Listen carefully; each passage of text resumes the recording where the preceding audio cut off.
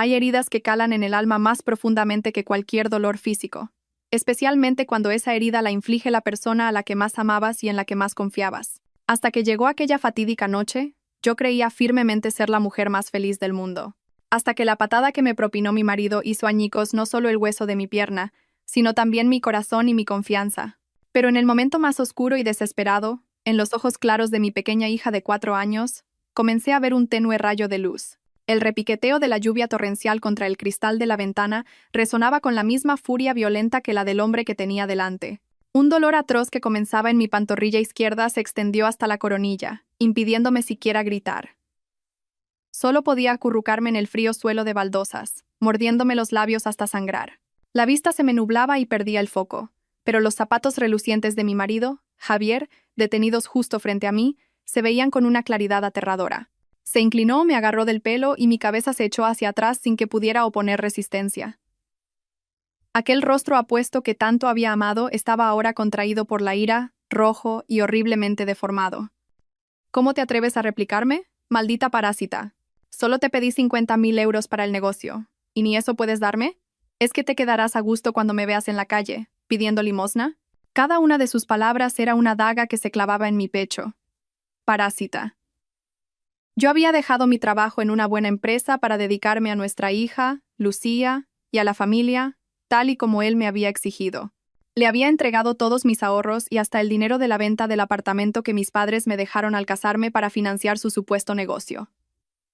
Y ahora, a sus ojos, yo no era más que una parásita. Conteniendo las lágrimas que pugnaban por salir, apenas pude articular. De verdad que no tengo más dinero, cariño. Te di hasta el último céntimo que me quedaba el mes pasado. Miente, rugió Javier. Apretó con más fuerza mi pelo. ¿No te dejaron tus padres adoptivos una casa al morir? La vendiste y te guardaste el dinero a mis espaldas, ¿verdad? Confiesa ahora mismo. Aquella casa era el último legado de mis padres adoptivos. Pero también la había vendido hacía 3 años para pagar su supuesta operación de corazón cuando dijo que estaba enfermo. ¿Ya lo había olvidado? Pero no tenía fuerzas para explicárselo de nuevo. El dolor de la pierna estaba consumiendo toda mi conciencia. Instintivamente, supe que algo iba muy mal. Aparte del dolor punzante, no sentía nada más en la pierna. Empapada en lágrimas y sudor, supliqué desesperada. Por favor, para allá. Me duele mucho la pierna. Javier soltó una carcajada. Una sonrisa escalofriantemente fría. Me soltó el pelo y mi cabeza golpeó con fuerza el suelo.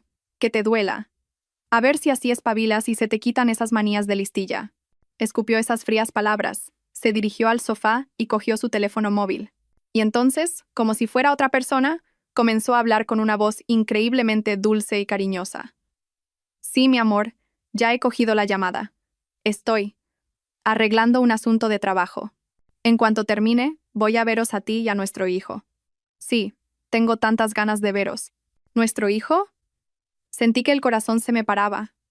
No podía haber oído mal. ¿Con quién hablaba? ¿Qué hijo? Mi mente se llenó de confusión, y el dolor físico quedó sepultado bajo un shock mental aún mayor. Justo en ese momento, oí un sollozo ahogado proveniente de la puerta entreabierta de la habitación de mi hija, mi Lucía. ¿Desde cuándo estaba ahí? La niña se escondía tras la puerta, con los ojos redondos y llenos de lágrimas, aterrorizada, tapándose la boca con sus manitas para que no se le escapara el llanto. Verla me partió el alma en dos. Lo había visto todo. Había presenciado toda aquella escena de pesadilla. Javier también debió de oírla, porque colgó el teléfono apresuradamente y la miró con furia. ¿Y tú por qué lloras? Deja de hacer ruido y vuelve a tu cuarto. Cierra la puerta. Lucía se estremeció de pies a cabeza, temblando, pero no se movió. Me miró a mí. Sus ojos estaban llenos de miedo, pero al mismo tiempo brillaban con una inteligencia impropia de su edad. Y en ese instante, en medio de la desesperación, se encendió una única chispa de esperanza. La miré, y conteniendo el dolor, negué levemente con la cabeza. Luego, disimuladamente, señalé con el dedo mi teléfono móvil, que estaba sobre la mesita junto al sofá. Mi mirada era una súplica desesperada.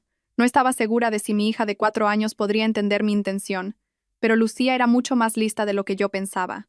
Miró alternativamente mi dedo y a mí, y parpadeó. Luego asintió con la cabeza, un gesto tan pequeño que solo yo pude verlo.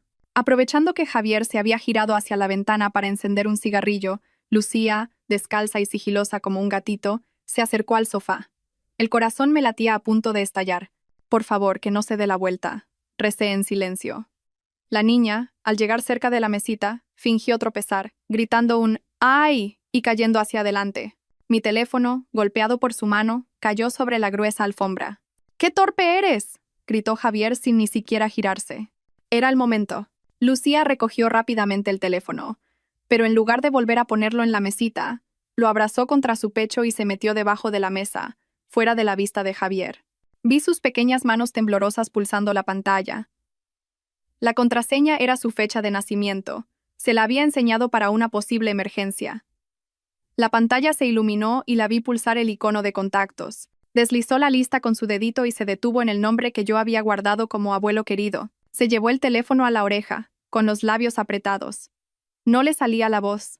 Sabía que estaba aterrorizada, pero lo estaba intentando con todas sus fuerzas. Y finalmente, oí la voz temblorosa y entrecortada de mi hija susurrar al auricular una frase que nunca olvidaré: abuelo, abuelo, mamá. Mamá se va a morir. Hubo un silencio al otro lado de la línea. 1 segundo, 2, 3. Un silencio que pareció una eternidad se instaló en el aire tenso. Estaba a punto de desesperar. Pero entonces una voz grave, cálida y autoritaria se oyó a través del pequeño altavoz. Era un susurro, pero extrañamente nítido. Lucía, mi niña, qué bien lo has hecho. ¿Puedes decirle al abuelo dónde estáis ahora? La voz grave y potente del abuelo al otro lado del teléfono fue como un bálsamo que me rescató al instante de mi terror paralizante. Era una simple pregunta, pero contenía una extraña sensación de seguridad que me hizo darme cuenta de que ya no estaba sola. Rápidamente acerqué mi boca al teléfono que sostenía mi hija. Mi voz temblaba, pero era mucho más clara que antes. Abuelo, soy Sofía. Ahora mismo. Dije con dificultad la dirección de aquel modesto piso en Carabanchel que Javier había conseguido y que ahora se había convertido en un infierno. Entendido, la voz del abuelo no mostraba el menor atisbo de vacilación. Encerraros en una habitación. Cerrad bien la puerta con llave y no le abráis a nadie, incluido tu marido. El abuelo va para allá. La llamada se cortó y la pantalla se apagó. Lucía me miró con sus ojos llenos de lágrimas. Seguía asustada, pero en su mirada brillaba una luz de esperanza. La abracé con fuerza. Mi corazón seguía latiendo como un loco, pero ya no era por miedo. Era por la intensa convicción y la espera de que esta horrible pesadilla estaba a punto de terminar. Llevé a mi hija en brazos al baño y con agua tibia, limpié rápidamente las marcas de las lágrimas de su cara y la mía. Tenía que mantener la calma. Debía mostrarme fuerte delante de mi hija. No sabía cómo ni por qué medios vendría el abuelo, pero, como siempre había hecho desde niña, confiaba en él incondicionalmente. El tiempo pasaba con una lentitud asfixiante. Sentada en la cama, abrazando a mi hija, aguzé el oído a cualquier sonido del exterior. La lluvia había amainado, y solo se oía el goteo rítmico de las gotas sobre el tejado de chapa. Unos 20 minutos después, un sonido extraño llegó desde la entrada de la calle. No era el ruido de una moto normal. Era el rugido grave de los motores de varios sedanes de alta gama entrando en el estrecho callejón.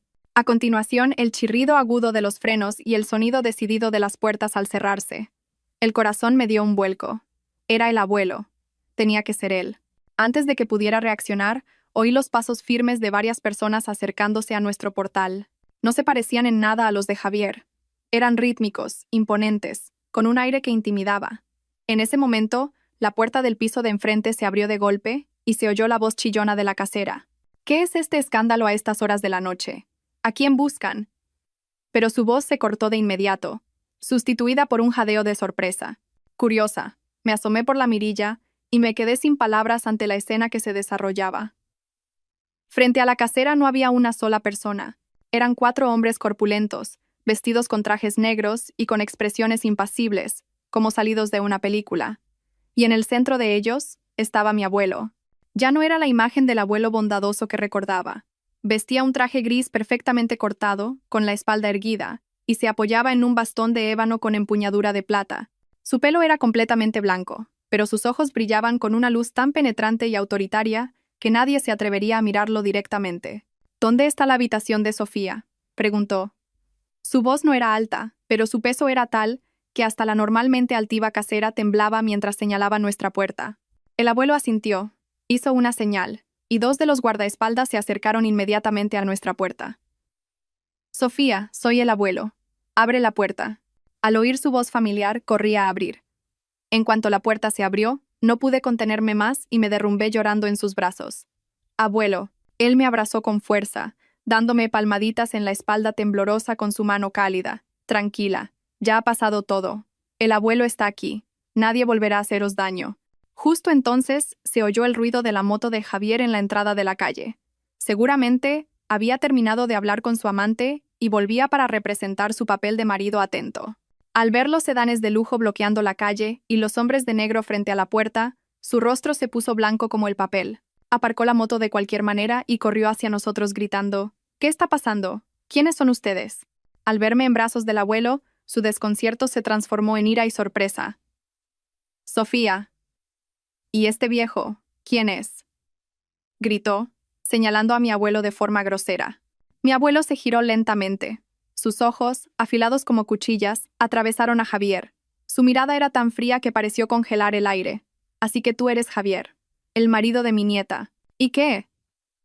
¿Usted quién se cree que es para meterse en casa ajena?». Javier, sin darse cuenta todavía de con quién estaba tratando, mantenía su actitud agresiva. «¿Quién soy yo no es importante», la voz del abuelo era grave y profunda. «Lo importante es lo que le acabas de hacer a mi nieta». Al terminar de hablar, la mirada del abuelo se posó en mi pierna hinchada. Uno de los guardaespaldas a su lado entendió la señal al instante y dio un paso al frente. Su voz era gélida como el hielo. «Javier García, queda detenido por violencia de género. Tiene que acompañarnos». «¿Qué? ¿Violencia de género? No digan tonterías sin pruebas». Javier empezó a gritar, nervioso. «La prueba son las heridas en el cuerpo de mi nieta», dijo el abuelo. «Y la llamada de auxilio de mi bisnieta. ¿No es suficiente?». Javier se quedó sin palabras, pálido como un muerto. Me miró a mí y luego a Lucía, que se escondía detrás de mí. En sus ojos había una expresión de incredulidad. Jamás había imaginado que la hija a la que ignoraba sería la que lo arruinaría todo. Como no pudo articular palabra, dos guardaespaldas se acercaron y lo sujetaron firmemente por los brazos. «¿Qué hacen?». «Suéltenme. Sofía, di algo». «¿Es que quieres ver a tu marido en la cárcel?», gritaba, forcejeando desesperado. Yo me limité a mirarlo en silencio. En mis ojos ya no quedaba ni una pizca de afecto, solo desprecio y una fría indiferencia. El abuelo hizo una señal a otro guardaespaldas, quien inmediatamente entregó un sobre grueso con dinero a la casera. Esto debería ser suficiente para cubrir el alquiler que ese hombre le debe y compensarla por las molestias. A partir de ahora, lo que ha ocurrido aquí no ha ocurrido. ¿Entendido? La casera, al ver el sobre, abrió los ojos como platos y asintió repetidamente. «Sí, sí, por supuesto. Yo no he visto nada, no sé nada». Todo se resolvió de forma rápida y limpia. El abuelo se giró hacia mí y, con su voz cálida de nuevo, dijo: «Vamos, pequeña, volvamos a casa». El abuelo levantó a Lucía en brazos. La niña, sintiéndose completamente a salvo, escondió la cara en su pecho. Otro guardaespaldas me ayudó a caminar. Me condujeron a uno de los sedanes de lujo. Dentro, esperaba una mujer con bata blanca. «Es la médico de la familia», explicó el abuelo. «Te hará una primera cura». El coche arrancó lentamente, dejando atrás el modesto piso y a un marido violento siendo llevado por la policía. Miré por la ventanilla. La noche de Madrid seguía brillando con sus luces deslumbrantes, pero en mi corazón, una gran tormenta acababa de comenzar. Y al final de este camino, encontraría no solo la verdad, sino también una familia y un refugio que nunca me había atrevido a soñar. El sedán de lujo se deslizaba por la ciudad nocturna. La conducción era tan suave que apenas se sentía el movimiento. Un mundo de diferencia con los autobuses abarrotados o la vieja moto de Javier a los que estaba acostumbrada. Dentro del coche, la doctora desinfectó y vendó suavemente las heridas de mi pierna. Afortunadamente, no había fractura, pero sí un grave daño en los tejidos blandos que requeriría reposo durante un tiempo. Lucía, agotada por el miedo extremo, se había quedado profundamente dormida en los brazos de su bisabuelo. Ver su rostro dormido como un ángel me oprimió de nuevo el corazón. Si no hubiera sido por la llamada de Lucía, ¿qué habría sido de nosotras esta noche? Miré al hombre sentado a mi lado, al que mi hija llamaba abuelo.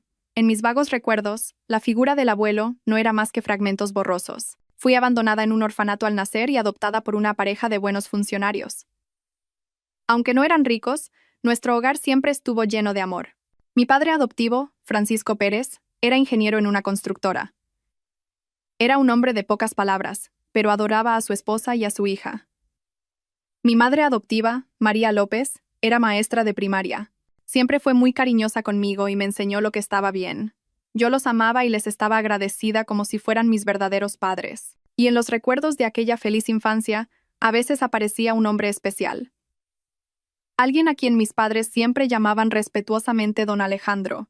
En aquel entonces, don Alejandro Vargas era el presidente del grupo constructor donde trabajaba mi padre adoptivo y su mejor amigo.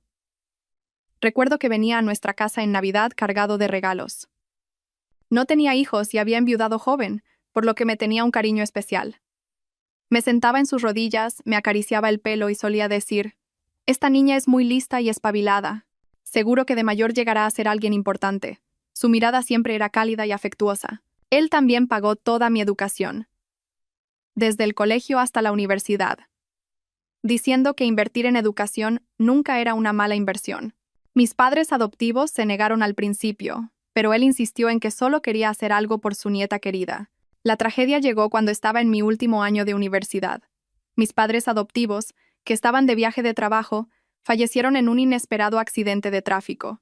Mi mundo se derrumbó. En mi momento de mayor desesperación, fue don Alejandro quien se encargó de todos los trámites del funeral y me consoló y animó. «Tus padres se han ido, pero todavía me tienes a mí. A partir de ahora, considérame tu familia». Después, el abuelo me ayudó a conseguir un trabajo estable en una de las filiales del grupo.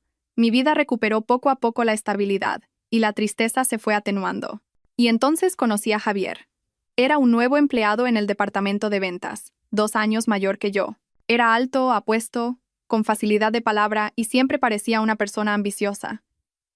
Me contó su difícil infancia y lo mucho que había luchado para llegar a donde estaba. Yo, anhelando un lugar donde apoyarme en medio del dolor por la pérdida de mi familia, caí rendida ante su aparente sinceridad y determinación. Nos enamoramos. Todavía recuerdo perfectamente la mirada del abuelo la primera vez que le presenté a Javier. No dijo mucho, simplemente lo observó en silencio. Esa noche, me llamó a su despacho. «Sofía», dijo con voz grave, «ese joven parece listo, pero su mirada no es honesta. No puedo meterme en tu vida amorosa, pero ten cuidado. Nunca se sabe lo que hay en el corazón de una persona». En aquel momento, cegada por el amor, no le di importancia a su advertencia. Pensé que era demasiado desconfiado, y que Javier era una buena persona.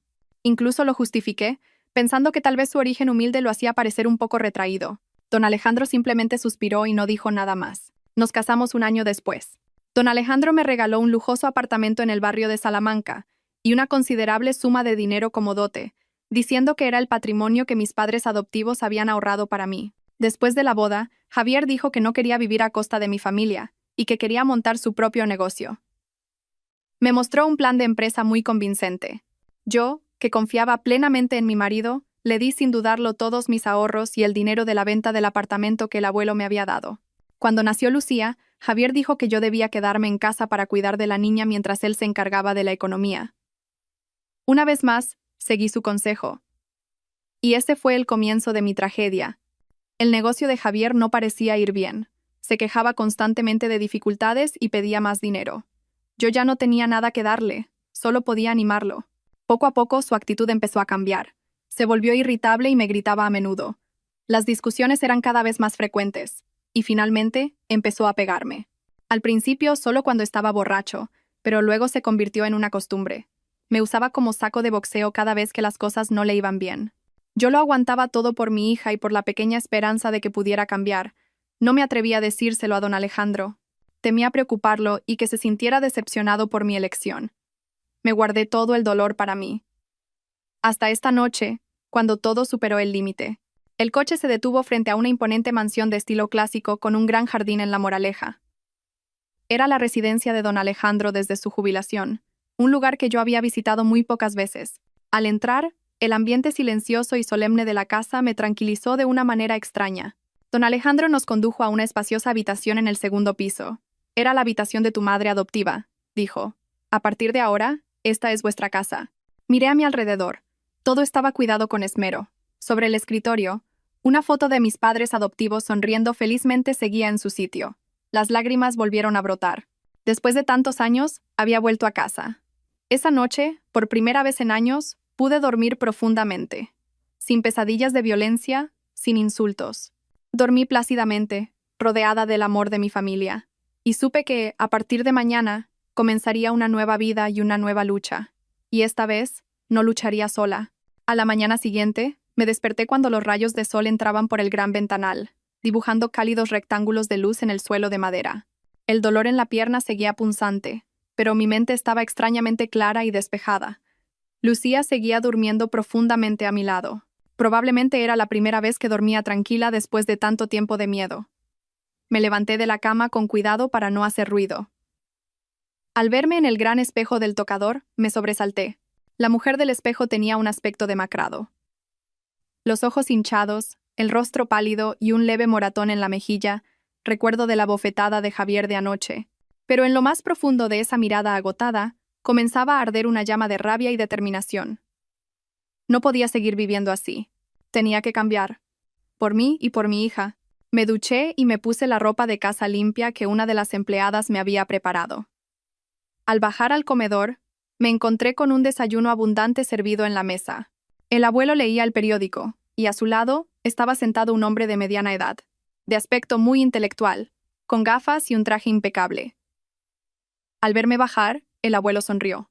Su sonrisa bondadosa había vuelto a su rostro. ¿Has descansado, nieta? Ven, siéntate a desayunar. Te presento al señor Torres. Es mi abogado personal y mi amigo de mayor confianza. Me incliné para saludar al señor Torres. Él también se levantó y me estrechó la mano cortésmente.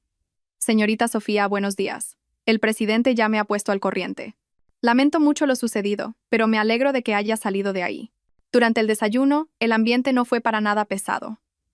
El abuelo y el señor Torres me preguntaron con delicadeza sobre mi situación, pero sin hurgar en la herida. Hablaron de planes de futuro, de la educación de Lucía, e incluso de destinos de viaje que podrían calmar mi espíritu. Me estaban ayudando a mirar hacia adelante. Después del desayuno, nos retiramos al despacho del abuelo. Las estanterías, que llegaban hasta el techo, estaban repletas de libros nuevos y antiguos. El aire del lugar era solemne e intelectual. Sofía, comenzó el abuelo, su voz ahora seria. No es momento de lamentarse. Tenemos que actuar. Y muy rápido. El señor Torres continuó. Abrió su maletín y sacó un fajo de papeles. Señorita Sofía, siguiendo las instrucciones del presidente, hemos realizado una investigación preliminar sobre la situación de Javier García. Lo primero que debemos hacer es congelar inmediatamente todos los activos que estén a nombre de ambos para evitar que desvíe fondos. ¿Activos en común? Es imposible que nos quede nada de eso. Todo el dinero que tenía se lo di para su negocio. El señor Torres esbozó una sonrisa profesional. No necesariamente. Legalmente siguen casados, así que debemos revisar todo de nuevo. Además, tenemos que rastrear a dónde fue a parar realmente el dinero que usted le entregó. El abuelo asintió. Exacto. Ese sinvergüenza no puede haber fracasado simplemente en un negocio. Tiene que haber algo más detrás. Torres, investiga todos sus movimientos financieros de los últimos 3 años. No dejes ni una piedra sin remover. Por supuesto, presidente, respondió el señor Torres. Tenemos a alguien vigilándolo desde anoche. Ha salido bajo fianza, y lo extraño es que no parece nada preocupado ni nervioso. De hecho, esta misma mañana, uno de nuestros hombres lo ha visto en una cafetería de lujo con una mujer. Al oír eso, el corazón me dio un vuelco. ¿Quién es esa mujer? Mi voz tembló ligeramente. Estamos verificando su identidad, pero una cosa es segura. Su relación no parecía la de simples conocidos. El señor Torres me mostró una foto tomada desde lejos. No era muy nítida, pero se veía a Javier sentado muy cerca de una mujer, con su mano cariñosamente sobre la de ella. Y aquí viene lo importante, continuó el señor Torres. Justo después de que usted abandonara el piso, él volvió allí. Nuestro hombre le oyó hablar por teléfono, diciendo con voz muy irritada. El plan se ha torcido. La estúpida esa no es tan simple como pensaba. Tendremos que buscar otra manera. ¿El plan? ¿La estúpida esa? Claramente, se refería a mí, a nosotras y al abuelo. Entonces, todo lo que había pasado anoche no había sido un simple arrebato de ira de Javier. Era parte de un plan del que yo no tenía ni idea. Con cada minuto que pasaba, todo se volvía más complicado y aterrador. Una cosa más, señorita Sofía, dijo el señor Torres. Legalmente, tenemos pruebas más que suficientes para acusarlo de violencia de género. Pero para asegurar la custodia de la pequeña Lucía y que pague un precio mayor, Necesitamos más pruebas que demuestren que no es un padre apto y que ha cometido otros actos ilegales. El abuelo me miró. Su mirada era firme. Sofía, sé que esto va a ser muy duro para ti. Pero tienes que ser fuerte. Esta es tu lucha. ¿Quieres divorciarte, conseguir una pensión y dejarlo estar? ¿O quieres llegar hasta el final, destapar la verdadera cara de ese hombre y obtener justicia por los años que has sufrido? Miré al abuelo y luego al señor Torres. La llama de la ira y la determinación en mi interior ardía con furia. Ya había perdido demasiado. No podía permitirme perder a mi hija. Y no podía soportar la idea de que el hombre que había destrozado mi vida se saliera con la suya. Quiero llegar hasta el final. Mi voz ya no temblaba. Era extrañamente firme. Quiero que pague por todo. El abuelo asintió. Satisfecho. Bien dicho. Nieta mía. Entonces, empecemos con nuestro plan. Durante todo el día, permanecí en el despacho con el abuelo y el señor Torres. Elaboraron un plan detallado, paso a paso. Yo, que había sido una víctima pasiva, ahora era parte del plan, un eje crucial en la guerra legal y psicológica que se avecinaba. Sabía que el camino sería duro, pero ya no tenía miedo. Ahora, a mis espaldas, no había un frío muro de soledad, sino un imperio gigantesco listo para protegerme y apoyarme. Durante los días siguientes, dejé a un lado mi dolor personal y me centré en el plan trazado por el abuelo y el señor Torres. La mansión de La Moraleja se convirtió en nuestro cuartel general. Cada día, el señor Torres venía a informar sobre la situación y a analizar nueva información. Yo, que había sido una simple ama de casa, empecé a familiarizarme con términos legales y financieros que nunca antes había oído. Leía con avidez los documentos que me traía el señor Torres, tratando de entender cada aspecto de la guerra a la que me enfrentaba. El abuelo no participaba directamente en la investigación, pero marcaba la dirección estratégica y utilizaba su extensa red de contactos para apoyarnos. Su calma y sabiduría eran mi ancla emocional. Como primer y más crucial paso, el señor Torres, en mi nombre, solicitó al juzgado una orden de congelación de emergencia para todas las cuentas bancarias a nuestro nombre. Simultáneamente, presentó una solicitud a los organismos pertinentes para prohibir cualquier transacción de compraventa o traspaso de activos relacionados. Era un ataque preventivo para cortarle la retirada a Javier e impedir que desviara los bienes restantes. Como esperábamos, esta medida lo convirtió en una bestia acorralada. No paraba de llamarme y enviarme mensajes. Al principio, con palabras dulces, suplicándome que retirara la demanda. Sofía, ¿por qué haces esto? ¿Por qué has congelado las cuentas? Necesito el dinero urgentemente para un proyecto. Si haces esto, me estás matando. Como no respondí, cambió de táctica y pasó a las amenazas. Muy bien, ¿así que te crees muy valiente ahora que tienes a ese viejo protegiéndote? Escúchame bien, no me lleves al límite. Si lo haces, ni tú ni tu hija saldréis ilesas. Lejos de asustarme, esos mensajes solo avivaron mi rabia. Se los reenvié todos al señor Torres, y se convirtieron en una prueba contundente de su naturaleza violenta y mezquina. Mientras tanto, el equipo del señor Torres trabajaba con una eficiencia asombrosa. En solo 3 días, trajeron los primeros resultados de la investigación. El señor Torres desplegó un fajo de papeles sobre la gran mesa de caoba del despacho del abuelo. Presidente, señorita Sofía, tenemos la primera pista. Señaló un grueso extracto bancario. Este es el historial de las transferencias que usted, señorita Sofía, hizo a la cuenta de Javier García durante los últimos 3 años. El total supera los 500.000 euros. No es una cantidad pequeña. Miré las cifras impresas en el papel y sentí una punzada en el pecho. 500.000 euros. Eran todos mis ahorros y el dinero de la venta de la casa de mis padres adoptivos. Se lo había dado todo sin dudarlo, y a cambio había recibido la más amarga de las traiciones. Y aquí viene lo importante. El señor Torres pasó a otra página. Todo este dinero, después de entrar en la cuenta del señor García, no se invirtió en ningún proyecto de construcción como él decía. En su lugar, se dividió y movió a través de varias cuentas en un complejo entramado. Y finalmente, todo fluyó a una única cuenta. Rodeó un nombre en el extracto. Esta cuenta pertenece a una persona jurídica llamada Futuro Dorado Inversiones y Desarrollo, S.L. ¿Futuro Dorado? Fruncí el ceño. Nunca había oído ese nombre. Es normal, dijo el señor Torres. Esta empresa se constituyó hace unos 3 años, coincidiendo con la época en que el señor García empezó a hablar de emprender. Y el representante legal de esta empresa no es él. Pasó otro documento.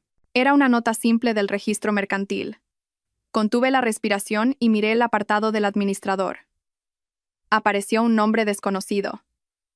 Elena Gómez. ¿Quién es Elena Gómez?, preguntó el abuelo con su voz grave y potente. Es la mujer con la que Javier García se reunió en la cafetería el otro día. El señor Torres sacó una foto más nítida. En ella, una mujer de unos 20 y tantos años, de aspecto bello y sofisticado, sonreía cariñosamente junto a Javier. Todo quedó claro. No había ningún proyecto empresarial. Golden Future era una empresa fantasma, una tapadera para apropiarse legalmente de mi dinero. Con mi dinero, él había montado una empresa para su amante, construyendo un futuro dorado para ellos. Un futuro levantado sobre mi sacrificio y mis lágrimas. Una ira fría me subió por dentro. No solo me había engañado emocionalmente, me había estafado por completo. ¿Y dónde está la sede de esa empresa?, pregunté con voz firme. El domicilio social está en un edificio de oficinas de primera categoría en el Paseo de la Castellana, pero nuestra gente ha ido y solo tienen alquilada una oficina virtual, casi sin movimiento. Sin embargo, hemos localizado el apartamento donde vive esa tal Elena Gómez. Es un lujoso dúplex en una urbanización de lujo en el distrito de Chamberí, dijo el señor Torres. El abuelo, que había permanecido en silencio hasta entonces, habló. Un brillo agudo apareció en sus ojos. Torres investiga más a fondo a esa mujer, a Elena Gómez. Su pasado, sus relaciones, todo. Quiero saberlo todo. Y sigue vigilando los movimientos de ese tal Javier. Me temo que esto no es solo un caso de adulterio y estafa. Sí, presidente. Las palabras del abuelo me dieron un escalofrío. Tenía razón. ¿Cómo una mujer tan joven como Elena Gómez podía haber orquestado una estafa tan elaborada junto a Javier? ¿Había alguien más detrás de ella? ¿Y era Javier, un hombre violento y codicioso, lo suficientemente inteligente como para idear todo esto? Las piezas del rompecabezas empezaban a encajar, pero daban lugar a una conspiración y a preguntas mucho más grandes de lo que jamás podría haber imaginado. Presentí que esta lucha iba a ser mucho más compleja y peligrosa de lo que pensaba. La espera de los días siguientes se sintió como una eternidad. Cada día que pasaba, mi corazón ardía de impaciencia. Me preocupaba mi propio destino, pero sobre todo me preocupaba Lucía. La niña era demasiado pequeña para comprender la tormenta que se había abatido sobre nuestra familia. Solo se preguntaba por qué no podía ver a su padre, por qué su madre siempre parecía triste. Tenía que abrazarla y mentirle, diciéndole que papá se había ido a un viaje de trabajo muy largo. Cada vez que le mentía sentía como si un cuchillo me atravesara el corazón. Mientras yo me debatía en una maraña de emociones, el equipo del señor Torres y los detectives privados contratados por el abuelo trabajaban sin descanso. Como abejas laboriosas, recolectaban gota a gota el néctar de la verdad en un mundo lleno de trampas y mentiras. Una tarde, el señor Torres me llamó. Su voz era más seria de lo habitual. Señorita Sofía, ¿podría venir a mi despacho ahora mismo? Tenemos algunos descubrimientos nuevos y creo que sería mejor que los viera usted misma. Un mal presentimiento me invadió. Dejé a Lucía con una de las empleadas y me dirigí rápidamente al despacho del señor Torres, en el centro de la ciudad. Su oficina estaba en el último piso de un rascacielos, con una vista espectacular de Madrid. Pero en ese momento, por muy deslumbrante que fuera la ciudad, a mis ojos todo parecía gris. El señor Torres ya me esperaba en la sala de reuniones. Sobre la gran mesa había varias carpetas y un ordenador portátil. Siéntese, por favor, dijo en voz baja. Lo que va a ver ahora puede ser bastante impactante. Necesita prepararse. Asentí, apretando las manos sobre mi regazo. Dígame, puedo soportar lo que sea. El señor Torres suspiró. Giró la pantalla del portátil hacia mí. Hemos investigado más a fondo a Elena Gómez. No es una mujer sencilla. Aparentemente es la directora de una empresa emergente, pero en realidad tiene un pasado bastante complejo. Y lo más importante es que ella y Javier García no se conocen de hace poco. Pulsó el botón de reproducción. En la pantalla aparecieron varias fotos. La primera era de Javier y Elena Gómez paseando de la mano por una playa de Mallorca. La fecha de la foto era de hacía unos 3 años, solo unos meses después de que yo vendiera la casa de mis padres adoptivos para pagar la supuesta operación de corazón de Javier.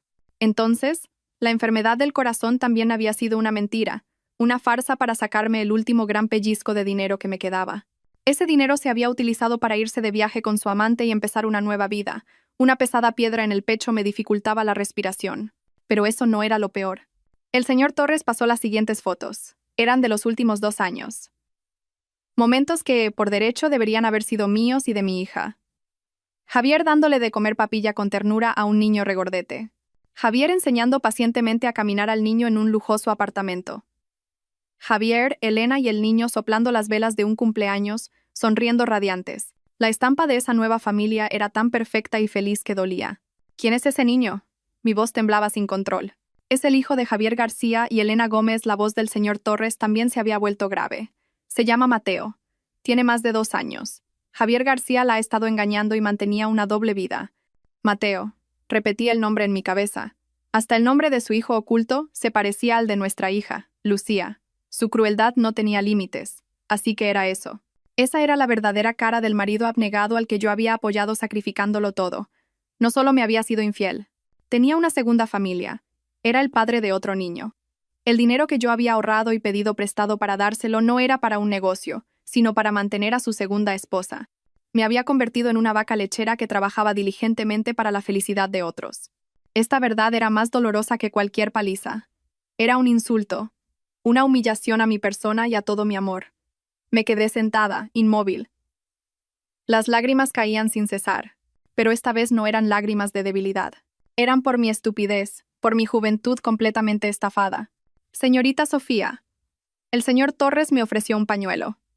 Sé que es difícil de aceptar, pero tenemos que enfrentarnos a esto. Esta prueba es un golpe mortal. Con el hecho de que tuvo un hijo y lo ocultó deliberadamente, podemos demostrar sin lugar a dudas que ha violado gravemente sus deberes matrimoniales y familiares. El tribunal, en el reparto de bienes y en la custodia de Lucía, se pondrá de su lado. Me sequé las lágrimas y levanté la cabeza.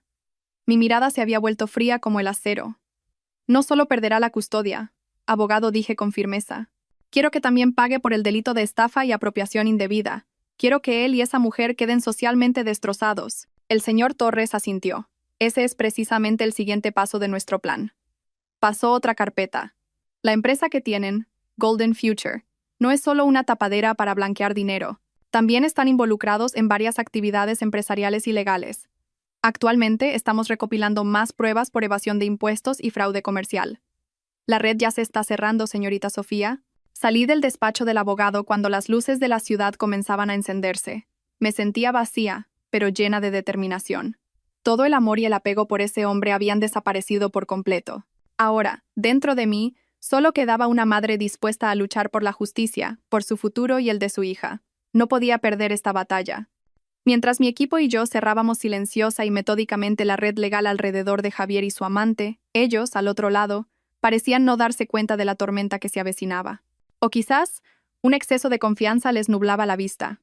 Después de varios días sin poder contactarme y al ver sus cuentas bancarias congeladas, Javier empezó a darse cuenta de que la situación no era tan sencilla como pensaba. Ya no podía seguir interpretando el papel del marido incomprendido y víctima. Decidió jugar su última carta, una que creía que haría que una mujer sentimental y leal como yo se ablandara y cediera. Su madre, mi suegra. Una mañana, mientras jugaba con Lucía en el jardín, una de las empleadas vino corriendo a informarme. Señora, hay una mujer mayor en la puerta diciendo que es su suegra y está montando un escándalo. El corazón me dio un vuelco. Mi suegra. ¿Cuánto tiempo hacía que no la veía? Después de la boda, solo había venido a nuestra casa un par de veces. Era una mujer de pueblo, sencilla, pero su amor por su hijo era tan grande que era dura y exigente con su nuera. A sus ojos, su hijo Javier siempre era el mejor, y todos sus errores eran perdonables. Intuí que su visita no era para preguntar cómo estaba. Hágala pasar, le dije a la empleada con calma. Tomé a Lucía en brazos, le pedí que fuera a jugar con sus abuelos y me dirigí sola al salón. Quería enfrentarme a ella por mí misma.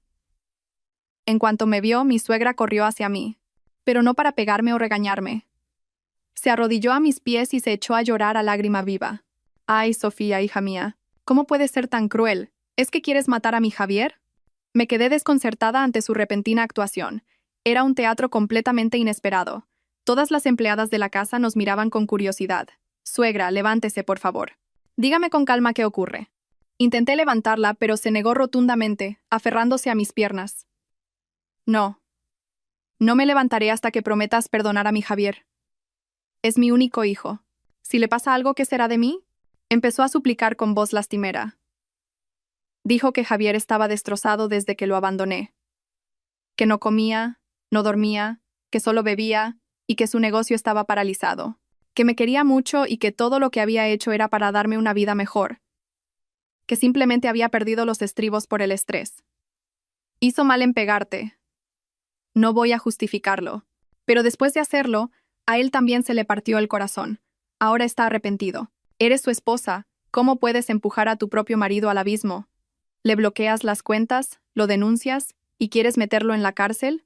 Si va a la cárcel, ¿quién cuidará de nuestra Lucía? ¿Quién se hará cargo de su futuro? Cada una de sus palabras apuntaba directamente a mis puntos débiles. El vínculo matrimonial, el futuro de la niña.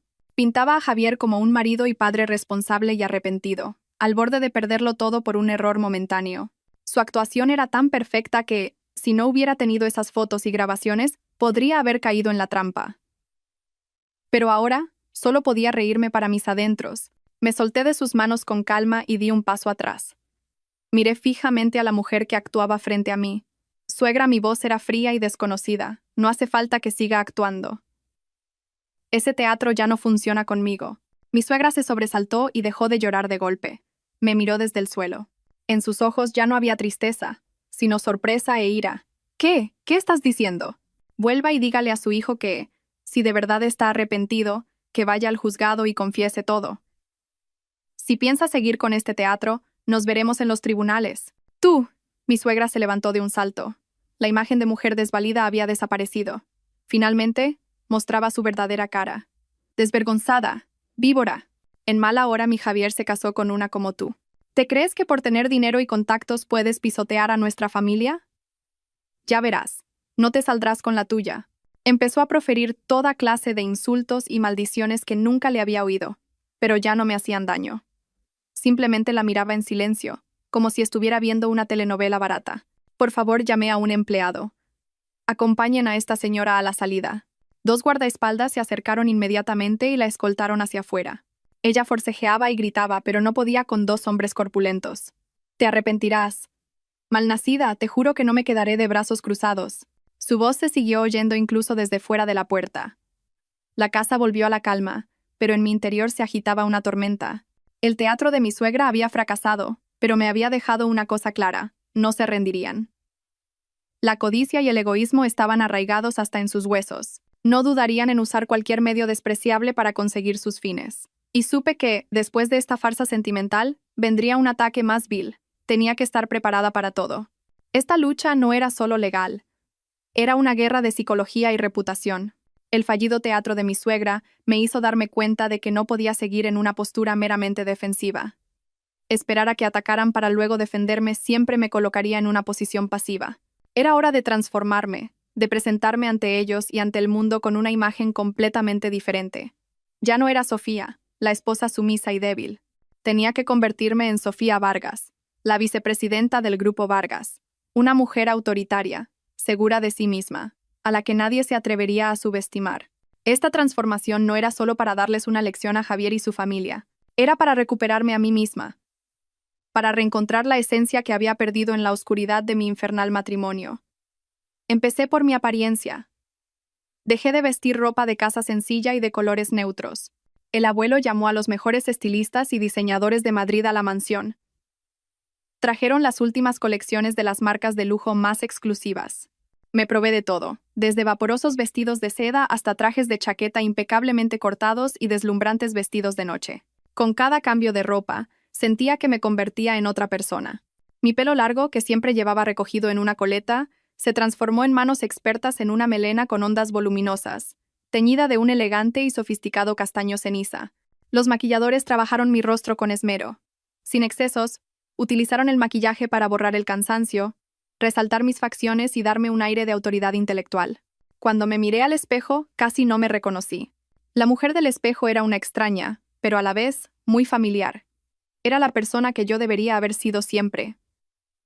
Una confianza profunda, intensa y deslumbrante empezó a brotar desde mi interior. Pero el cambio más grande no fue el exterior, sino mi forma de pensar y actuar. Empecé a involucrarme de lleno en los asuntos del grupo. Ya no era una mera asistente en las reuniones. Tomé la iniciativa de estudiar proyectos, leer informes financieros y entender la situación de cada filial. Los conocimientos de la universidad que creía olvidados resurgieron y, combinados con las amargas experiencias de la vida, me dieron una visión más profunda y realista del mundo de los negocios. Empecé a dar mis opiniones y propuestas en las reuniones. Al principio, hubo algunas miradas de escepticismo, especialmente entre los directivos más antiguos que llevaban años sirviendo al abuelo. Probablemente, Todavía me veían como la nieta privilegiada, pero no me desanimé. Los convencí con cifras, análisis lógicos y argumentos afilados. Poco a poco, empezaron a mirarme de otra manera, con un respeto genuino. El abuelo observaba mi transformación. No decía mucho, pero sus ojos estaban llenos de orgullo. Empezó a encargarme tareas más importantes, a hacerme partícipe de las negociaciones con los socios principales. El mundo de los negocios es el campo de batalla más feroz, me dijo. Te hará más fuerte y dura que cualquier universidad. Y tenía razón. Cada negociación, cada reto profesional, era una lección valiosa. Aprendí a mantener la calma bajo presión, a leer las intenciones de los demás, a tomar decisiones firmes y precisas. Mi confianza ya no provenía del respaldo del abuelo, sino de mi propia capacidad y esfuerzo. Ya no me intimidaban las miradas inquisitivas, ni temblaba al hablar en público. Había recuperado mi propia voz. Mi transformación no se limitó al trabajo. Empecé a reconstruir mi vida social. Asistí a fiestas del sector y eventos benéficos. Me presenté con una imagen completamente nueva, una empresaria elegante, bella, inteligente y carismática. Los medios de comunicación dejaron de referirse a mí como la víctima de un sonado divorcio y empezaron a hablar de la princesa que regresa al Imperio Vargas, la nueva estrella en ascenso del mundo empresarial. Sabía que todo esto llegaría a oídos de Javier. Quería que lo viera. Quería que supiera que la mujer que había abandonado y despreciado estaba ahora en una posición que él jamás podría alcanzar. Quería que se arrepintiera. Pero, en un sentido más profundo, esta transformación era para mí. Era una declaración de que mi vida no podía ser arruinada por un hombre patético. Merecía una vida mejor, un futuro más brillante, y lo iba a construir con mis propias manos. Era hora de que el fénix, quemado en las llamas de la traición, resurgiera de sus cenizas, más bello y fuerte que nunca. Aproximadamente un mes después de empezar a trabajar oficialmente en el grupo, mi vida había cambiado por completo.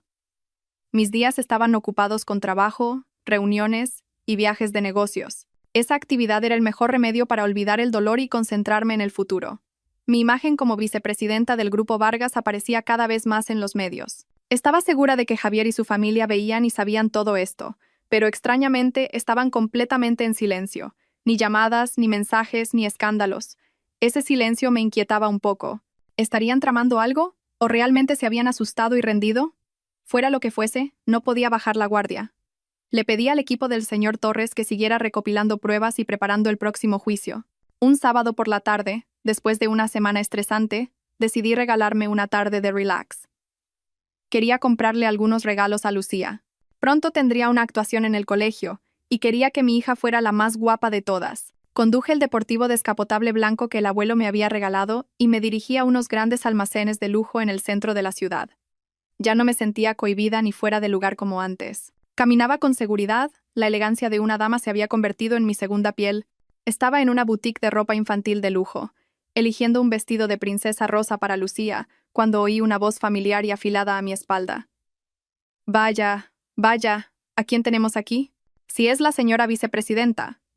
Se te ve muy bien, conduciendo cochazos y viniendo a estos sitios. Me giré y allí estaba, nada menos que Elena Gómez, la amante de Javier. Pero no estaba sola. Agarrada a su brazo, cariñosamente, estaba el propio Javier. Parecía más delgado y demacrado. Pero el traje que llevaba seguía siendo de marca. Al verme, un atisbo de sorpresa y torpeza cruzó sus ojos, pero rápidamente lo ocultó tras una máscara de frialdad e indiferencia. Pero Elena era diferente. Me escudriñó de pies a cabeza, con una envidia y hostilidad que no se molestó en ocultar.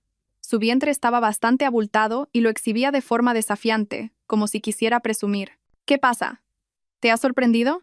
¿Creías que podías prohibirnos venir a sitios como este? Claro, una mujer como tú, que seguramente solo ha pisado mercadillos en su vida, es normal que se asombre. No dije nada, solo esbocé una leve sonrisa. No iba a rebajarme a discutir con alguien como ella. Mi silencio pareció enfurecerla aún más. Javier, mira esto. Ahora que es vicepresidenta, nos ignora. Se apoyó en el brazo de Javier, haciendo un mohín. ¿O es que todavía está resentida porque la dejaste? Claro, ¿cómo una mujer vieja y que ni siquiera puede darte un hijo va a retener a un hombre? ¿Has terminado? Esta vez no me quedé callada. Miré a Elena directamente a los ojos y dije, con una voz que no era alta pero sí gélida como el hielo. No tengo tiempo para recibir lecciones de vida de una amante como tú, así que, ¿te importaría apartarte? ¿Qué? ¿Cómo te atreves? ¿Quién es la amante? El rostro de Elena se enrojeció de ira. Yo soy la prometida de Javier y la madre de su hijo. La que sobra aquí eres tú. Intentó abalanzarse sobre mí, pero Javier la detuvo. Ya basta, Elena. No montes una escena aquí. La voz de Javier sonaba cansada. Me miró con una expresión compleja. Sofía, no tenemos por qué llegar a esto. Es agua pasada. Sí, es agua pasada, respondí. Así que controla a tu mujer. Que no ande ladrando por ahí y molestando a la gente. Dicho esto, tomé el vestido que había elegido y me dirigí a la caja. A propósito, saqué la tarjeta negra que me había dado el abuelo, un símbolo de poder ilimitado. La dependienta, al ver la tarjeta, cambió de actitud al instante y me hizo una reverencia. Elena y Javier se quedaron pálidos al ver la escena. Sabía que esta ostentación era un poco infantil, pero era necesaria. Tenía que mostrarles que las tornas habían cambiado por completo. Después de pagar, con la bolsa de la compra en la mano, salí de la tienda sin volver a mirarlos. Pasé a su lado como si fueran dos extraños sin importancia. Pero cuando había dado unos pasos, Javier me llamó de repente. Sofía. Espera un momento. Me detuve, pero no me giré. Oí sus pasos acercándose. Sé que me equivoqué, su voz tenía un matiz de súplica. Pero, por favor, no me arruines la vida. La empresa está al borde de la quiebra. Si le dijeras una palabra a tu abuelo, ¿no podrías ayudarme? Me giré lentamente. Lo miré a los ojos y una sonrisa burlona se dibujó en mis labios. ¿Arruinarte la vida, dices? ¿Recuerdas lo que tú y tu familia intentasteis hacerme a mí? ¿Robarme mi patrimonio? ¿Quitarme a mi hija? Comparado con lo que hiciste, que tu empresa se vaya a la quiebra no es para tanto. Pero era todo lo que tenía. ¿Y mi juventud? ¿Mis sacrificios? ¿Quién me compensa por eso? Lo interrumpí bruscamente. Date por satisfecho con que lo deje así. No tientes mi paciencia. O el próximo lugar al que irás no será la bolsa de valores, sino la cárcel. Mis palabras fueron como un jarro de agua fría para Javier. Se puso blanco como la cera. Retrocedió un paso, sin poder decir nada. No quería perder ni un segundo más con él. Me di la vuelta con decisión y me alejé, dejándolo allí plantado, aturdido, en medio de la multitud. Este encuentro inesperado había sido desagradable, pero me había dejado una cosa clara. Javier tenía miedo, mucho miedo. Estaba hundiéndose, y sentí que el día de recuperar a mi hija no estaba lejos. El encuentro en los grandes almacenes me confirmó que Javier estaba realmente en apuros. La ruptura de todos los contratos con el Grupo Vargas había sido un golpe mortal para Golden Future. Otros inversores empezaron a retirar sus fondos y los socios cancelaron sus acuerdos. El barco que él y Elena habían construido con esmero a costa de mi dinero estaba a punto de hundirse. Pero una bestia acorralada es la más peligrosa. En lugar de admitir su fracaso, Javier decidió hacer una última apuesta. Organizó una gran fiesta en un hotel de 5 estrellas. Oficialmente, era una fiesta de agradecimiento a los clientes y una presentación para captar inversores para un nuevo proyecto tecnológico innovador. En realidad, era un intento desesperado por salvar su empresa y atraer a más inversores ingenuos. Esta información me llegó a través de la red de contactos del señor Torres. Al enterarme, una idea audaz surgió en mi mente. En lugar de simplemente observar su actuación, ¿por qué no convertir su escenario en su juicio final? Inmediatamente lo consulté con el abuelo y el señor Torres. Es una oportunidad de oro, los ojos del señor Torres brillaban. Inversores, socios y prensa, todos reunidos en un solo lugar. Si destapamos su verdadera cara allí mismo, el impacto será 1000 veces mayor que en un frío juicio en un tribunal. Quedará socialmente aniquilado, sin posibilidad de excusarse. El abuelo estuvo de acuerdo, pero expresó una pequeña preocupación. ¿No es un plan demasiado arriesgado? ¿Y si ese hombre, acorralado, intenta hacerte daño? No se preocupe, abuelo, dije con confianza. No iré sola. Lo prepararemos todo a la perfección. Este será el acto final. El plan se elaboró con meticulosidad. Como primer paso, a través de un tercero, me hice pasar por un fondo de capital riesgo de Singapur interesado en el innovador proyecto de Javier. Hice que mis intermediarios le prometieran una inversión de 35 millones de euros. Para el Javier de ahora, esa cantidad era un salvavidas caído del cielo. Mordió el anzuelo sin dudarlo. Eufórico, envió toda la información detallada del proyecto y la presentación de la empresa al supuesto fondo de inversión. No tenía ni idea de que todo ese material estaba siendo analizado por los expertos del Grupo Vargas, convirtiéndose en más pruebas de su estafa. Como segundo paso, le comuniqué que el representante del fondo de inversión asistiría a la fiesta para firmar oficialmente el acuerdo. Esta noticia hizo que Javier se emocionara y confiara aún más. Gastó el poco dinero que le quedaba en preparar una fiesta fastuosa para impresionar a los inversores. Invitó incluso a los antiguos socios que le habían dado la espalda, con la intención de recuperar su prestigio. También invitó a periodistas de varios medios importantes, con la esperanza de que el evento fuera la plataforma para su espectacular regreso.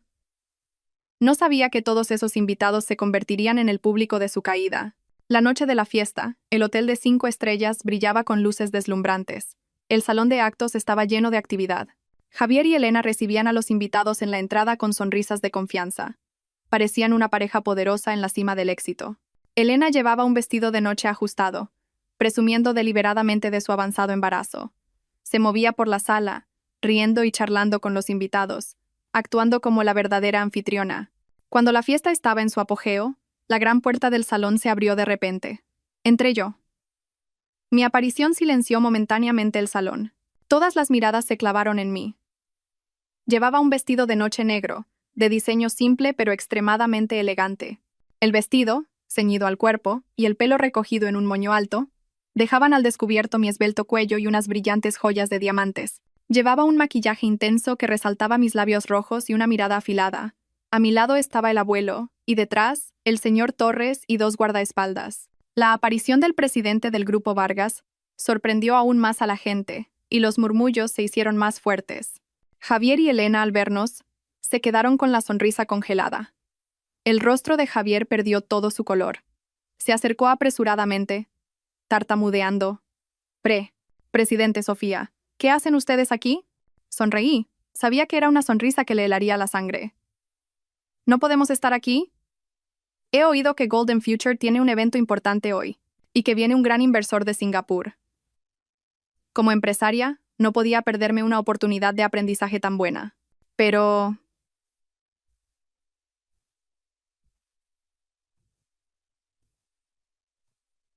no les hemos enviado invitación.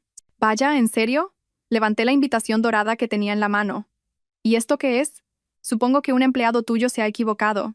Javier se quedó sin palabras. Sabía que estaba provocándolo a propósito, pero delante de tanta gente, y especialmente delante del abuelo, no podía hacer nada. Tuvo que forzar una sonrisa y guiarnos a la mesa VIP que había preparado. La fiesta continuó, pero el ambiente había cambiado por completo. Toda la atención ya no estaba en el anfitrión Javier, sino en nuestra mesa. La gente empezó a susurrar, haciendo todo tipo de conjeturas sobre mi reaparición. ¿Una reconciliación? ¿O una advertencia pública? La trampa estaba tendida y el escenario listo. Me senté tranquilamente, di un sorbo a mi copa de vino y observé el rostro de Javier, lleno de ansiedad y confusión. La mejor obra, el último y más dramático acto, estaba a punto de comenzar. Cuando la fiesta llegó a su momento culminante, Javier subió al escenario. Intentó recuperar la confianza, tomó el micrófono y comenzó su discurso. Habló de la visión y la misión de Golden Future, del innovador proyecto tecnológico que cambiaría el mundo. Pintó un futuro brillante y prometedor para seducir a los inversores. En la primera fila, Elena lo miraba con ojos llenos de admiración y orgullo. Ambos estaban tan inmersos en su fantasía de un regreso triunfal que no se dieron cuenta de que el telón estaba a punto de caer. Y hoy dijo Javier con voz emocionada, tenemos el gran honor de recibir a un importante inversor de Singapur. Esta colaboración será el ala que permitirá a Golden Future volar más alto y más lejos. Justo cuando estaba en medio de su apasionado discurso, la enorme pantalla LED que proyectaba el logo de la empresa detrás de él se apagó de repente. Un murmullo recorrió el salón. Javier, desconcertado, se giró, sin entender qué pasaba. Hizo una seña al equipo técnico, pero nadie respondió.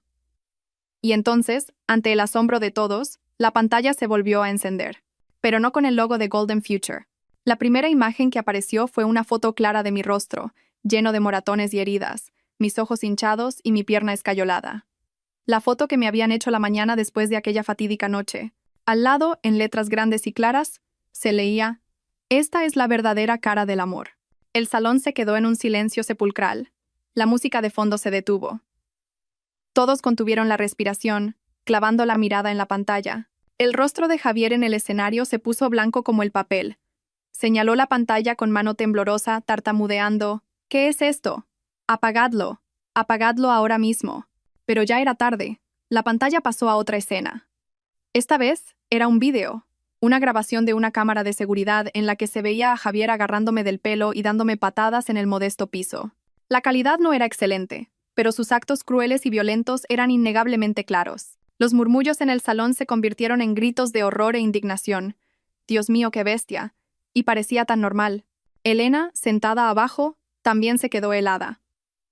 Miraba alternativamente la pantalla y a Javier, con una expresión de pánico. El espectáculo no había terminado. La pantalla continuó mostrando fotos de Javier y Elena juntos. Felices fotos familiares con su hijo secreto, y densos extractos bancarios que demostraban cómo mis 500.000 euros habían ido a parar a su empresa. Y como golpe de gracia final, se reprodujo un archivo de audio. El sonido resonó por todo el salón. Era la conversación entre Javier y Elena, discutiendo su plan de estafa, hablando de cómo me iban a usar como una vaca lechera. Esa tía es ingenua y se fía de cualquiera. Es fácil de engañar.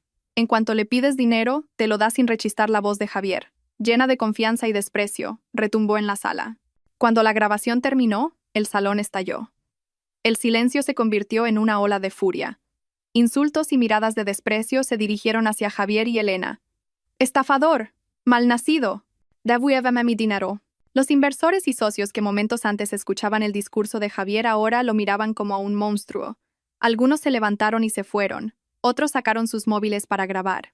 Javier se quedó en el escenario como si le hubiera caído un rayo. Temblaba de pies a cabeza. Todo se había derrumbado, en cuestión de minutos. Me miró desde arriba con ojos llenos de odio y desesperación. Sabía que todo había sido mi plan. Fue entonces cuando me levanté tranquilamente y subí al escenario. Le quité otro micrófono de la mano a un miembro del personal que estaba igualmente aturdido. Miré a Javier directamente a los ojos y dije, con una voz fría, pero lo suficientemente clara para que todos la oyeran: Javier García, tu actuación ha sido magnífica, pero es hora de bajar el telón. Me giré hacia el público. Mi voz ganó fuerza. Damas y caballeros, soy Sofía Vargas, la esposa del hombre que está en este escenario. Lo que acaban de ver es solo una pequeña parte de la verdad. Hoy no estoy aquí para lamentarme de mi dolor, sino para desenmascarar a un estafador profesional y un maltratador que se esconde tras la máscara de un empresario de éxito. Levanté un fajo de papeles. En mis manos tengo todas las pruebas de las estafas, la apropiación indebida, el fraude comercial y la evasión de impuestos de Golden Future. Ese innovador proyecto del que acaba de hablar no es más que un cuento para robarle su dinero. «Cállate», rugió Javier como una bestia herida. Intentó abalanzarse sobre mí, pero mis dos guardaespaldas lo detuvieron. Solo podía forcejear desesperadamente y proferir insultos. Elena, abajo, al darse cuenta de que la situación era irreversible, intentó escabullirse de la fiesta, abandonando a su amante a su suerte en el escenario. La fiesta de agradecimiento a los clientes y captación de inversores se había convertido en el juicio público más humillante que Javier jamás podría haber imaginado. En medio del caos del salón, mientras Javier seguía gritando inmovilizado por los guardaespaldas, un grupo de personas uniformadas de policía apareció de repente en la entrada. Su presencia silenció a todos. A la cabeza iba un oficial de policía de alto rango y rostro severo. Acompañado por dos agentes, caminó rápidamente hacia el escenario. La gente se apartó instintivamente. El oficial se detuvo frente a Javier y le mostró un documento con un sello oficial. Javier García queda detenido por los presuntos delitos de estafa, apropiación indebida, lesiones graves y fraude comercial. Debe acompañarnos a comisaría para prestar declaración. Cada palabra del oficial fue como el último martillazo que destrozó las esperanzas de Javier. Dejó de forcejear. Todo el cuerpo se le aflojó y miró al vacío con los ojos muertos. Supo que todo había terminado de verdad. Dos agentes se acercaron y le pusieron las esposas. El sonido metálico de los grilletes al cerrarse resonó en el silencio, como la campana que anunciaba el fin de un pecador. No, no he sido yo. Ha sido ella. Ella me ha tendido una trampa, murmuraba Javier inconscientemente, pero ya nadie le escuchaba. Fue escoltado entre la gente que una vez lo había admirado y aclamado, con la cabeza gacha como un perro derrotado. Las puertas del salón se cerraron, y con ellas, una vida recién arruinada. Simultáneamente, otro equipo de policía llegaba al lujoso apartamento de Elena Gómez. Acababa de huir de la fiesta y antes de poder recuperarse del shock, se encontró con la justicia. En pánico por la situación y con su avanzado embarazo, Elena ya no pudo mantener su anterior actitud arrogante y desafiante. Ante las preguntas de los inspectores, se derrumbó rápidamente y lo confesó todo. Admitió haber planeado la estafa con Javier y que Golden Future no era más que una herramienta para blanquear dinero. Para conseguir una sentencia más leve, incluso entregó todos los libros de contabilidad, documentos y otras pruebas que había copiado en secreto para protegerse. Traicionó a su amante sin piedad. El drama no terminó ahí. En la fiesta, después de que se llevaran a Javier, su madre, que había asistido como la futura suegra del presidente, no pudo soportar el shock. Al ver a su amado hijo esposado y sus sueños de riqueza desvanecerse como el humo, gritó y se desmayó en el acto. La gente corrió a ayudarla y llamó a una ambulancia. Se la llevaron inconsciente. El teatro que ella y su hijo habían montado con tanto esmero terminó en una tragedia para su propia familia. La justicia divina tarda, pero llega. El autor, la cómplice y la encubridora, todos los que pecaron, acabaron recibiendo su merecido. Yo observé todo esto en silencio desde el escenario. En mi corazón no había euforia de victoria, sino una extraña sensación de paz. Por fin se había hecho justicia. El abuelo se acercó y me puso una mano en el hombro.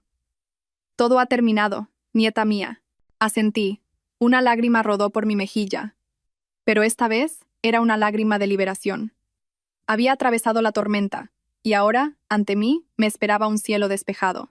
Durante los días siguientes, el caso de Javier se convirtió en el centro de la atención mediática. Con pruebas irrefutables y la confesión de Elena, todos sus crímenes salieron a la luz. La prensa desenterró su pasado. ¿Cómo había pasado de ser un joven ambicioso de origen humilde a un estafador profesional que se aprovechaba de mujeres ricas e ingenuas? Un falso millonario. La sociedad quedó horrorizada e indignada al conocer su verdadera cara. Yo, que había sido la esposa cruel, me convertí de la noche a la mañana en un símbolo de mujer fuerte que lucha por la justicia. Las críticas anteriores se transformaron en respeto y simpatía. Recibí innumerables cartas y mensajes de mujeres desconocidas que me decían que mi historia les había inspirado y dado el valor para salir de relaciones tóxicas. Supe que mi lucha ya no era solo mía. 6 meses después, el juicio contra Javier García y sus cómplices se celebró públicamente en la Audiencia Provincial de Madrid. El caso recibió una atención excepcional por parte de la opinión pública y los medios. Desde primera hora de la mañana, los alrededores del juzgado estaban abarrotados de periodistas y curiosos. Yo asistí al juicio como víctima y testigo principal. Ya no sentía miedo ni ansiedad. Estaba allí para enfrentarme a mi pasado y presenciar cómo se hacía justicia. Llevaba un elegante traje blanco y un maquillaje ligero que dejaba entrever serenidad y confianza. Al entrar en la sala, todas las miradas se posaron en mí. Caminé con calma hasta el banquillo de la acusación y me senté junto al señor Torres. En el banquillo de los acusados estaban Javier, Elena y la madre de Javier. Su aspecto era lamentable. Javier estaba demacrado, con canas en el pelo y los ojos hundidos. No se atrevía a levantar la cabeza. Elena, con un vientre muy abultado, no paraba de sollozar. Mi ex-suegra, en silla de ruedas por las secuelas de un derrame cerebral, tenía la boca torcida y apenas podía hablar. Solo su mirada, dirigida hacia mí, ardía de odio. El juicio comenzó. El fiscal leyó la acusación, detallando todos sus crímenes. Violencia de género, estafa, apropiación indebida, difamación, conspiración. Con cada cargo, se presentaron las pruebas contundentes que habíamos proporcionado: vídeos, grabaciones de audio, extractos bancarios, testimonios de testigos. Cuando llegó mi turno de declarar, subí al estrado y, sin dudarlo, conté mi historia con claridad. Hablé de los años de sacrificio, de los malos tratos, de la traición y de su cruel conspiración. No lloré. Mi voz era extrañamente tranquila, porque ya no era una víctima que suplicaba, sino una superviviente que exigía justicia. Cuando terminé, un profundo silencio se apoderó de la sala. Pude leer la compasión y la indignación en los ojos del juez, del jurado y del público. Cuando le tocó a Javier, con la cabeza gacha y en voz baja, admitió todos los cargos. Ya no tenía nada que negar. Solo suplicó una oportunidad para empezar de nuevo, pidiendo clemencia para poder pagar su deuda con el hijo que estaba a punto de nacer. Elena, llorando, culpó de todo a Javier, alegando que ella solo había sido seducida por él. Suplicó una reducción de la pena por su embarazo, pero la red ya estaba echada y nadie podía escapar de sus pecados. Después de varios días de juicio, finalmente llegó la hora del veredicto. El juez, un hombre mayor de rostro severo, comenzó a leer la sentencia final. Este tribunal, tras examinar todas las pruebas y testimonios, dicta la siguiente sentencia. Se condena al acusado Javier García por los delitos de lesiones graves, estafa agravada y difamación a una pena de 20 años de prisión. 20 años. Casi la mitad de una vida. Ese era el precio que Javier tenía que pagar. Al oír la sentencia se desplomó, cubriéndose la cara con las manos y temblando. Se condena a la acusada Elena Gómez como cómplice de estafa, con el atenuante de confesión y su estado de gestación, a una pena de 7 años de prisión. 7 años. Su hijo nacería y crecería en la cárcel.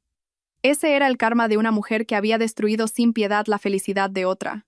Se condena a la acusada Carmen Ruiz por los delitos de difamación y encubrimiento, teniendo en cuenta su estado de salud, a una pena de 3 años de prisión, suspendida. El mazo del juez golpeó con fuerza, poniendo fin a todo el caso. Se había hecho justicia. Suspiré aliviada. Miré al abuelo, que estaba sentado en el público.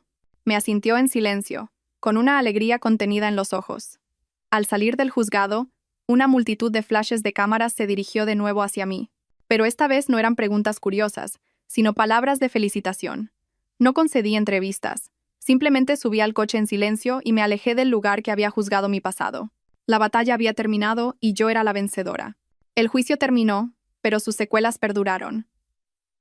La vida de la familia de Javier quedó completamente destrozada, pero para mí y para Lucía fue el comienzo de un nuevo viaje. Un viaje para sanar nuestras heridas y reconstruir nuestras vidas.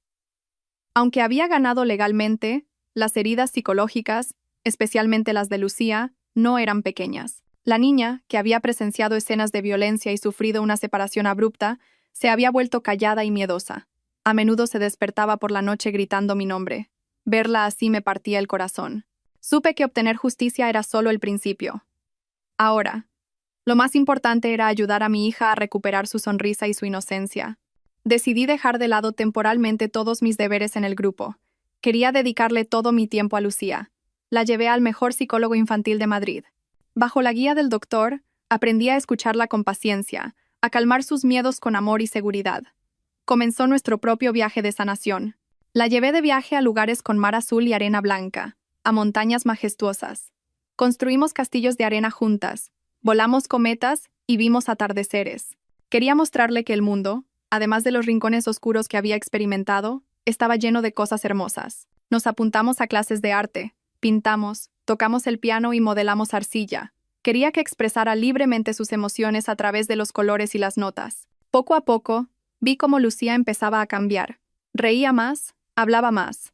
Las pesadillas disminuyeron. Volvió a ser la niña alegre y adorable de antes. Y en el proceso de sanarla, me estaba sanando a mí misma. Estar a su lado, cuidarla y amarla incondicionalmente, llenó el vacío de mi alma.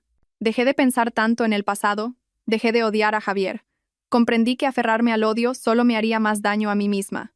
El perdón no era porque él lo mereciera, sino porque yo merecía la paz. Además de cuidar de mi hija, empecé a prestarme más atención a mí misma. Me apunté a clases de yoga y meditación.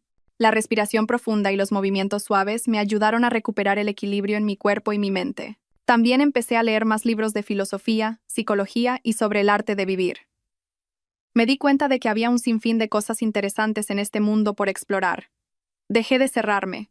Me abrí más a las amistades. Quedaba con viejas amigas para tomar un café y charlar, y también hice nuevas amigas en el mundo de los negocios. Eran mujeres fuertes e independientes. Me mostraron otros modelos de felicidad. La felicidad no tenía por qué venir necesariamente de un hombre. Podía venir de la carrera, de las pasiones y de ser dueña de una misma. Un día, el abuelo me llamó a su despacho. Me entregó una carpeta. Sofía, estos son los expedientes de varios proyectos benéficos que patrocina el grupo. Échales un vistazo y elige el que más te llegue al corazón para gestionarlo tú misma. Creo que ha llegado el momento de que hagas algo por la sociedad. Pasé las páginas. Había un proyecto para construir escuelas para niños en zonas rurales, otro para construir viviendas sociales para familias sin recursos. Y entonces, mi mirada se detuvo en un proyecto llamado El Hogar de la Serenidad, un centro de apoyo para mujeres y niños víctimas de violencia de género. El corazón me dio un vuelco. Era esto. Esto era lo que quería hacer. Quería, a través de mi historia, de mi experiencia, ayudar a otras mujeres en situaciones similares. Quería decirles que no estaban solas, que después de la tormenta siempre sale el sol. El viaje de la sanación no era solo calmar el dolor, sino transformar ese dolor en fuerza, en un motor con sentido. Y había encontrado mi camino. 3 años.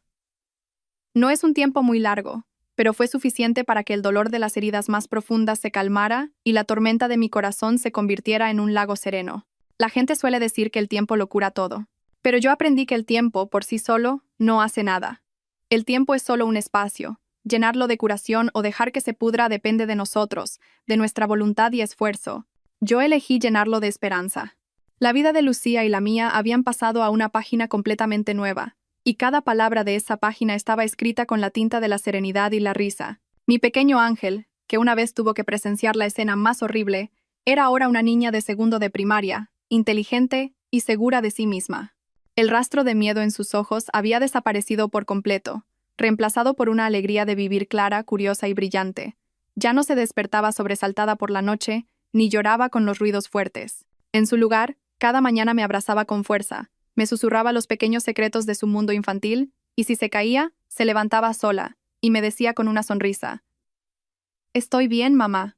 Al verla con su uniforme blanco, el pelo bien peinado, parloteando sobre el colegio, supe que mi decisión de luchar hasta el final había sido la correcta. No solo había conseguido justicia para mí, había recuperado toda la infancia inocente de mi hija. El proyecto al que le dediqué más cariño, el Hogar de la Serenidad, también había florecido. Lo que empezó como un pequeño centro de apoyo se había convertido en una sólida red y un hogar común para cientos de mujeres y niños desfavorecidos. Ya no era solo una patrocinadora que observaba desde lejos, sino su hermana, su amiga, su compañera de viaje. Cada semana paso 2 tardes en el centro, no para supervisar el trabajo, sino para escuchar sus historias. Escucho la historia de una madre soltera que, después de 10 años de malos tratos, escapó valientemente con sus 2 hijos. Me dice entre lágrimas que mi historia, que vio en la televisión, le dio la fuerza para marcharse. En ese momento pensé, me cuenta, si ella pudo, ¿por qué yo no? Yo también soy una persona y merezco ser feliz. Escucho la historia de una joven de 17 años que tuvo que abandonar sus estudios para casarse a la fuerza con un hombre rico pero violento. Llegó al Hogar de la Serenidad una noche de tormenta, con las manos vacías y el corazón roto. Ahora, está volviendo a estudiar, cumpliendo poco a poco su sueño de ser diseñadora de moda. Cada historia, cada fragmento de vida que encuentro, es como un espejo que refleja mi propio pasado.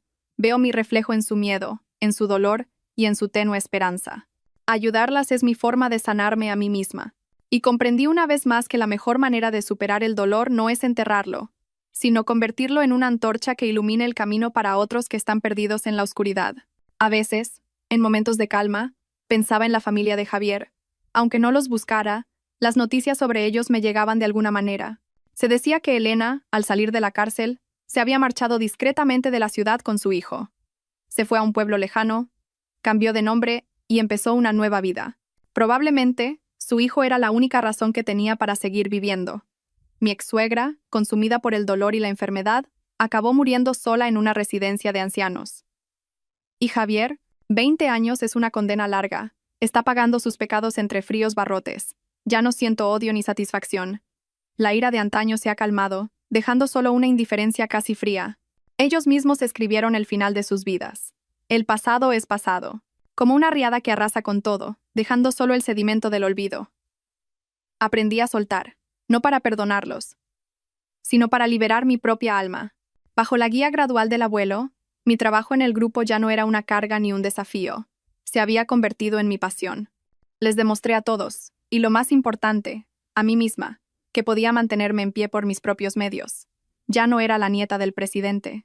Era Sofía Vargas, la directora general del Grupo Vargas, que había superado una crisis económica global, cerrado con éxito un acuerdo multimillonario con socios japoneses y expandido la marca Vargas por toda Asia.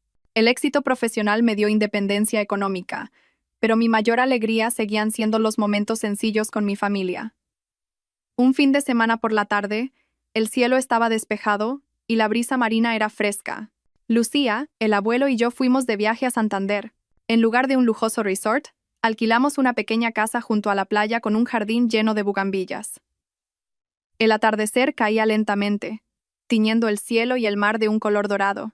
Lucía estaba construyendo un enorme castillo de arena con otros niños del lugar. Sus risas cristalinas se mezclaban con el sonido de las olas, creando una sinfonía de paz. El abuelo y yo nos sentamos en un banco de madera, observándola en silencio. El abuelo había envejecido mucho. Su pelo era blanco como la plata, pero su mirada seguía siendo lúcida y su sonrisa, tan bondadosa como siempre, ya no cargaba con el peso de un gran grupo empresarial. Ahora, su alegría era cuidar del jardín, leer y jugar con su única bisnieta. «Mírala», dijo el abuelo. En sus ojos brillaba una felicidad inocultable.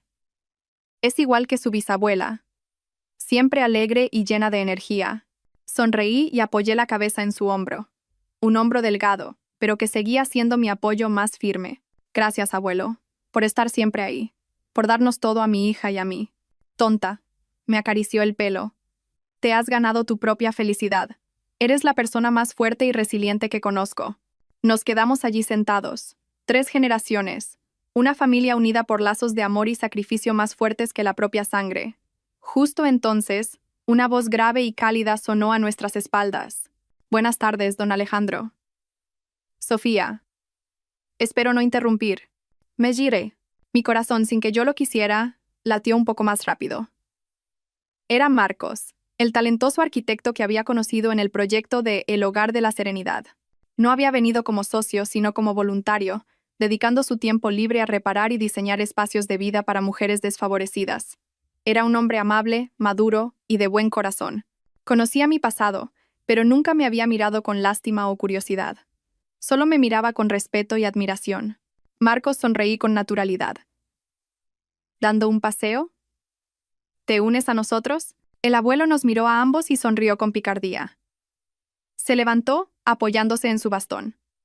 Voy a ver cómo va el castillo de nuestra Lucía. Vosotros hablad tranquilamente. Se alejó hacia la playa, dejándonos nuestro espacio. Marcos se sentó a mi lado. Contemplamos el atardecer en un silencio cómodo, un silencio lleno de paz y un profundo entendimiento. Hoy pareces diferente, Sofía, dijo Marcos de repente. No eres la vicepresidenta fuerte de la sala de reuniones, ni la Sofía entregada de El Hogar de la Serenidad. ¿Y cómo me ves?, pregunté, un poco curiosa. Te veo muy serena. Tranquila, dijo con ojos sinceros, como el mar después de una tormenta. Sonreí sin darme cuenta. Nadie me había dicho algo así.